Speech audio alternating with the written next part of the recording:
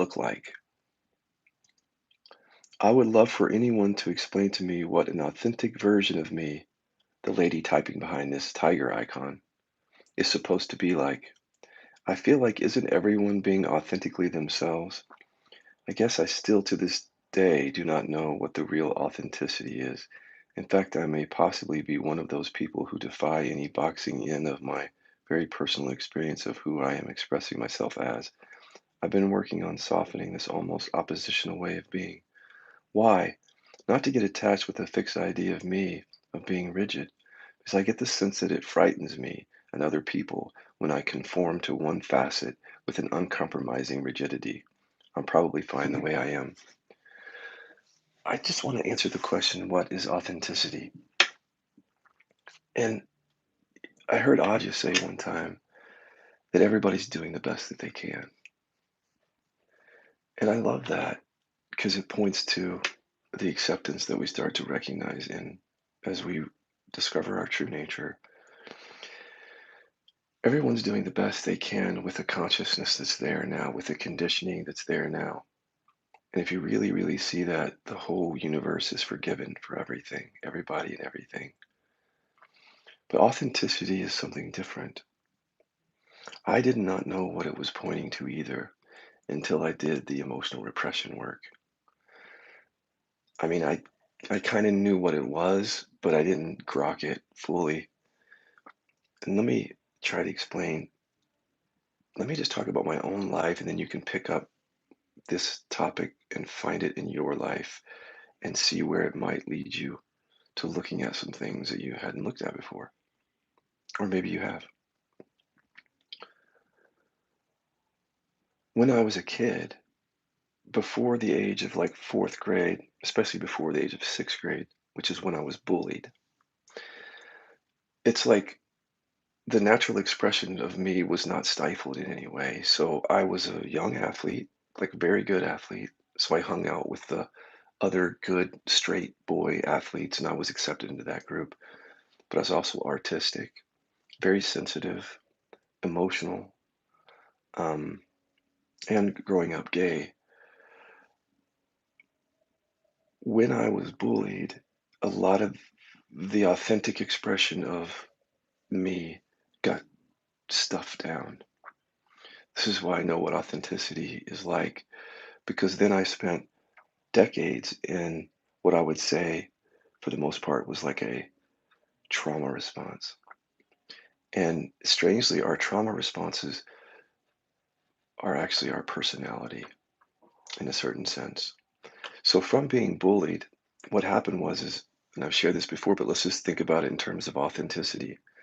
Before I was bullied, it felt okay to express, for example, my feminine nature or my creativity or my sensitivity or not to hide my empathic capacities or there was just me. I would be I was like an athlete and everything else I've mentioned. So the course of one day as a kid, I might build a haunted house for the other kids in the neighborhood or challenge them to run or race or play cowboys and Indians or Barbies or dance um, or play house, all those things. And I was expressing and just living and loving life. And I didn't think anything was wrong about the expression of me.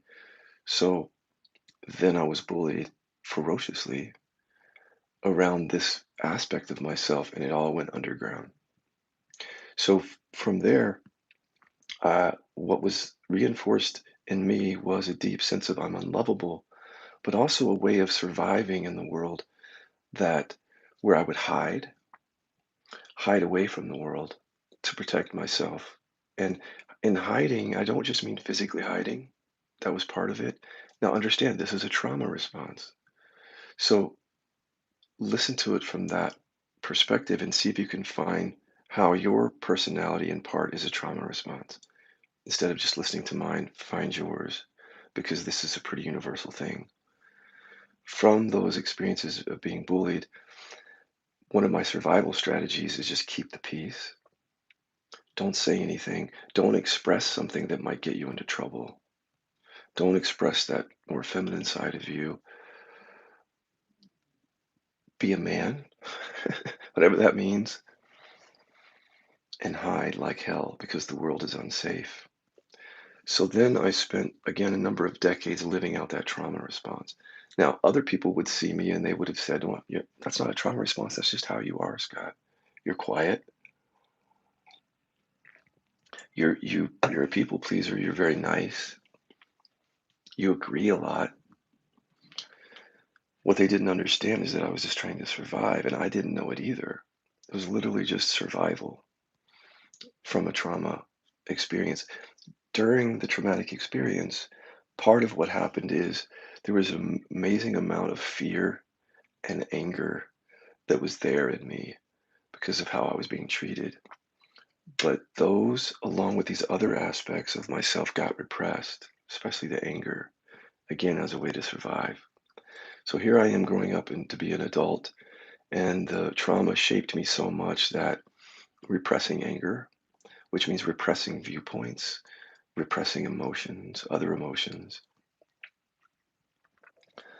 and that was again my personality. So it wasn't until the repression and the trauma work that authenticity started to make total sense to me, in that I needed to bring these things back online for myself. These things that somewhere along the way I had pushed down or repressed as a way to survive, then I'm showing up in the world in a way then that was not authentic.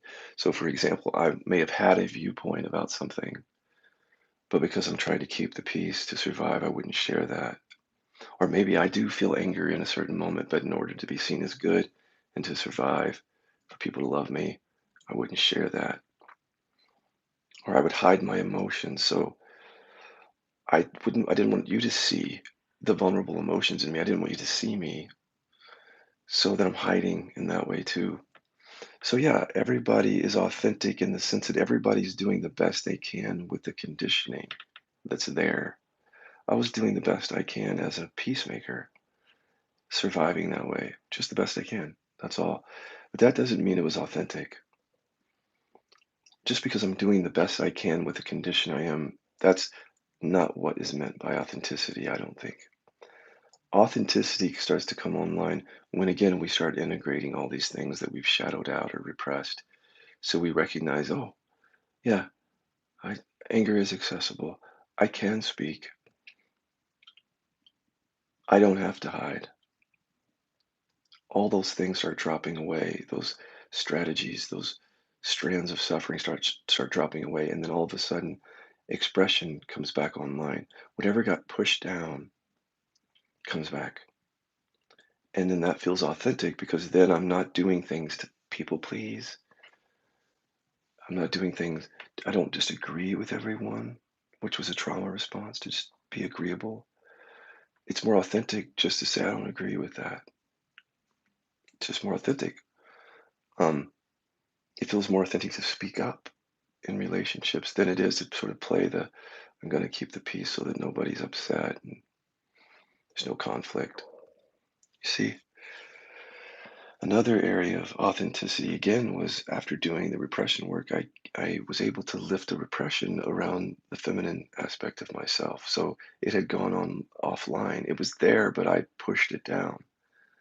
So if this is an aspect of me, of the expression of me, this body mind, this feminine part of me, to be authentic would be to acknowledge that and to integrate that and stop telling myself that I don't have that or that's not a part of my experience.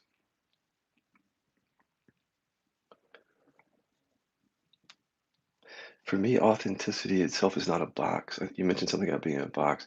None of these labels have to be really boxes. Just think of authenticity as something that's pointing to what is it that you haven't woke up to in your experience. What is it that's still hiding out there that you haven't integrated or embodied that may be just a response from something that happened? Like it may still just be your deficiency story that makes you respond in a certain way, or your trauma, or the repression of certain emotions makes you respond in a certain way. And when you lift those repressions and deal with those traumas and those deficiency stories, everything that you were pushing down or not allowing yourself to have access to, again, comes online. And that feels very authentic. Everybody's going to have a different story. Not everybody's going to grow up with that template where they had to repress those things because they were bullied and then they became a peacemaker, agreeable. But if you look at, even they talk about the Enneagram being survival strategies. So if you're like a, I don't know, some other type, that type of like achieving or perfectionism or whatever else is quite often a response coming from the core story on that type, the deficiency story, the core deficient wound, that strategy of being trying to get things perfect or achieving or helping can be seen as a way that you survived in your family. You survived by believing that you're this core story, that you have to go out and help people, for example, in order to be okay.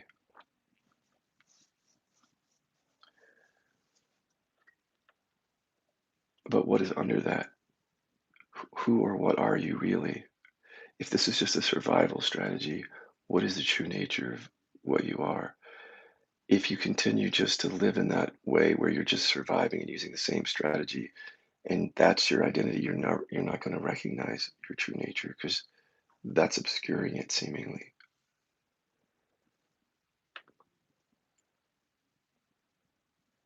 So find out what your survival strategies are. They're going to be programs, belief systems, paradigms, stories, trauma, and they shaped the ego that you became, the ego that shows up in the world, those experiences. And if you look, a lot of that stuff comes directly from early childhood, mom and dad, or early influences like the bullies. Like we literally respond to these people in a certain way, and then that becomes a way that we respond to everyone else. Like if mom and dad don't think I'm good enough, I take that on as a response to that relational trauma, like of constantly being told or think that I'm being told that I'm not good enough. Now, this is my response then is to go out into the world and be good enough, to go achieve, to go get this done, to go up the corporate ladder. And then what is that doing? It's a strategy of surviving because this is how I got love when I was a kid by seeing myself as not good enough, but then striving to be good enough to get the love and approval from mom and dad. So these core deficiency stories become our identity. And then we grow up not even knowing that they've become an identity, that it's a trauma response. We just think it's our personality and that we're being authentic.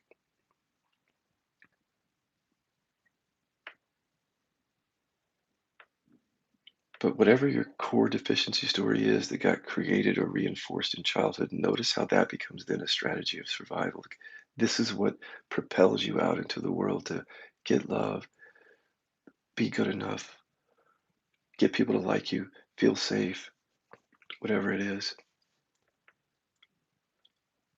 When you deconstruct that deficiency story and that survival pattern, your true nature is recognized. Your true nature just being,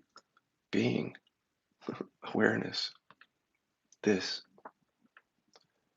And then in this recognition, those survival strategies just aren't as important. They're not. You don't need them anymore because you don't believe that you're a core deficiency. You don't believe that anymore. So the survival strategies start to die down. And when they do, that's when I think people really know what authenticity is.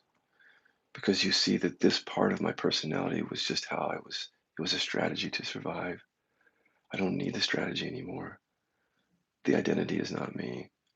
This is what I am, this awakeness. Then how that moves in the world, watch and see, because that's different than believing that you're a deficient self and then trying to get people to love you or like you or whatever. This is different than that. So I definitely don't want to take these topics about authenticity and speak about them in a way that makes people feel deficient. So in other words, I don't know where this question came from, but as I talk about authenticity, I can see someone, like she says, typing behind the computer, and she's like, well, maybe I'm not authentic. And then here comes the deficiency story. Like there's something wrong with me. That's not what I'm doing here, but I can see how it would be interpreted that way. Be very watchful of that because that's the same deficiency story that I've been talking about, trying to hear this. And so when it hears this, it just tries to put it right into its story. Like, oh, I must not be authentic. There's something that I'm missing. Is there something wrong with me? You see what I'm saying? All that is food for that story when you hear it from that place, which just reinforces it. We've got to move beyond that, seeing that that's happening, and then looking more deeply at this question of authenticity. Instead of it just being a word or any words out there that just make us feel deficient, can we listen to what the word is pointing to and then go into inquiry? So I can just see how if someone hears me talk about authenticity and that reflects back to them that they're not good enough, how this person may have heard it, I don't know. That's perfect because that's hitting the very deficiency story that keeps you from experiencing authenticity. That's the same story. You see what it's doing? So go into inquiry around that. I am good enough. See that. Do whatever inquiries you can see that you're not that.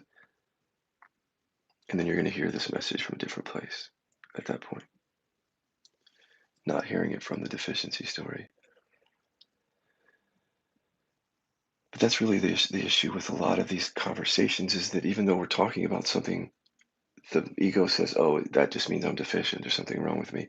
Move beyond that to hear what it's actually what I'm actually talking about is I'm pointing you into deeper inquiry here. I'm not using this word just to make you feel bad.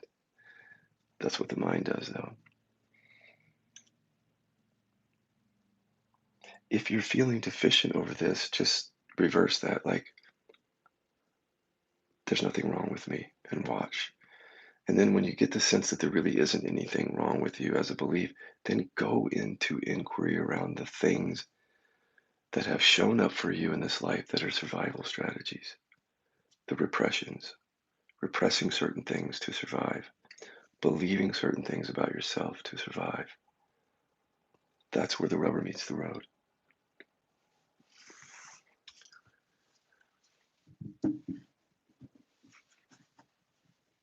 See if there's anything else to say about that. Oh, one more thing about authenticity in terms of relationship. Um, People have different in relating in relationship. People have different emotions that they feel more comfortable with. So, for example, if I'm someone who I tend to just give anger, that's my predominant emotion in a relationship. If I'm not being honest and authentic, vulnerable, then I won't discuss or acknowledge or even feel some of the more vulnerable emotions under the anger. So, for example, my husband and I have, again, on our board in the kitchen, we talk about how if there's an argument, anger might be an overused emotion and that we're not necessarily being authentic. So, authenticity for us means instead of just being angry, can we be open with ourselves and each other about the other emotions under that are part of the mix? So, being authentic would be like, yeah, I'm angry, but I'm really afraid. I'm afraid of this happening to you, or I'm afraid of this, or yeah, I'm angry, but under that is this I felt shamed, or I'm sad. Once you start sharing those with other people, authenticity can happen in that relationship. But if I'm not open to that and sharing emotional honesty, I might just lead with like anger, hiding from myself and the other person, the other more vulnerable emotions. And in order to be authentic, I need to be honest. What's the honest response here is that I'm afraid. I don't want to be vulnerable. I'm feeling hurt. I feel guilty. See? as another way of talking about authenticity is what we actually hide from each other emotionally and all the problems that that creates. So I think when authenticity is online, one is able to be more emotionally honest, more vulnerable, transparent, because the ego has been deconstructed. So the ego that's trying to be something is not really there. So there's just an honesty to talk about what is actually arising instead of who I think I am or who I should be, what's actually arising, what's literally coming up for me.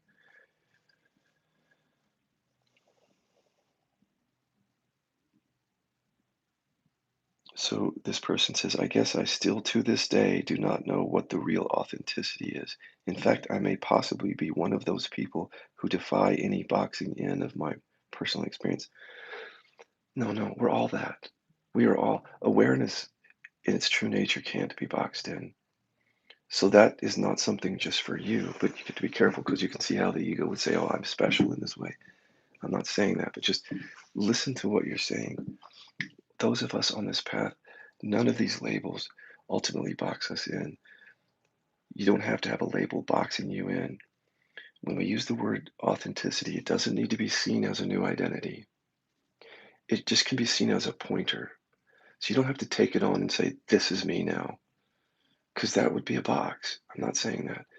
I'm saying let the word point you to what you have not discovered within yourself, to something that you've pushed away in order to get love, approval, attention, self protection, safety. What programs are you believing in order to get those things? And are you open and honest to yourself that you're doing that? Like, have you acknowledged to yourself, for example, that you believe this because this is how you stay safe and protect yourself and get love? If I'm not awake to that, then I'm just doing it. I'm believing this, but I don't even know. I don't even know why I'm doing or that I'm doing it.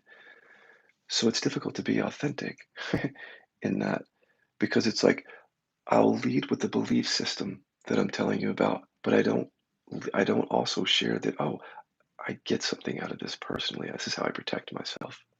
See? So authenticity and vulnerability and transparency, they all come online at about the same time, or they start to for many people. Where once you discover in inquiry the utilities, all the payoffs that you get for your strategies and your stories and your belief system, to acknowledge that even to other people. This is not a should. This is the other thing. The ego will hear this like, I should be doing this. I should be doing that. No, that's perfect food for the ego. It's not an ego that should be doing those things. It's to deconstruct the ego, deconstruct it.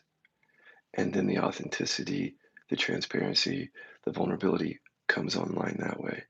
Not as I'm a person who needs to be more authentic. You see how you could read that and feel boxed in.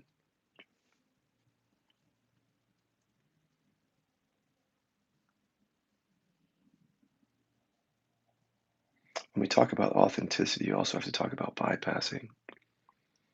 Because often we bypass those areas that are strategies, right? See if I can think of an example. Well, I'll just go back to repression. Um, if I'm, but it could be anything, guys. But if I'm repressing anger,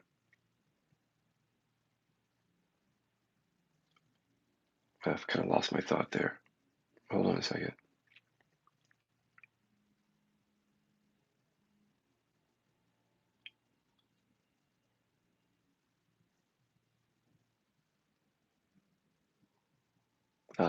Well, let me just talk about utility again.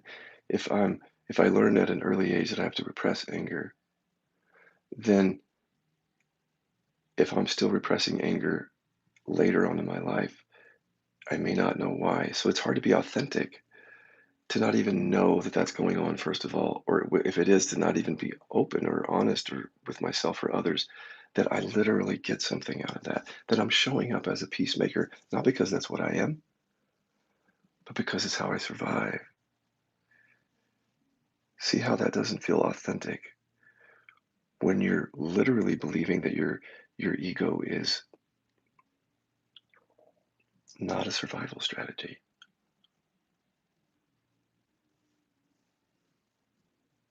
So being authentic is like what felt very inauthentic to me was to continue to show up in relationships and social situations where I'm continuing to repress my viewpoints or not allow something to come online or something. That felt very inauthentic. I'll just say that. So, and the reason that it was inauthentic again is because I didn't see what the utilities were. I was blind to it. But once I see the utilities, it's all on the table. Like, I'm not a peacemaker because that's who I am. I'm a peacemaker because I'm afraid. I'm afraid of conflict. I'm afraid you won't love me. That is vulnerable, transparent, and authentic. But if I don't say that, then I'm leading with some strategy, but it's a facade completely. It isn't real. So I'm not being real in my relationships. Don't take that on as a deficiency story. That's not what this talk is intended to do. Strength and deficiency stories. It's intended to point you to those areas where authenticity just hasn't come online yet completely.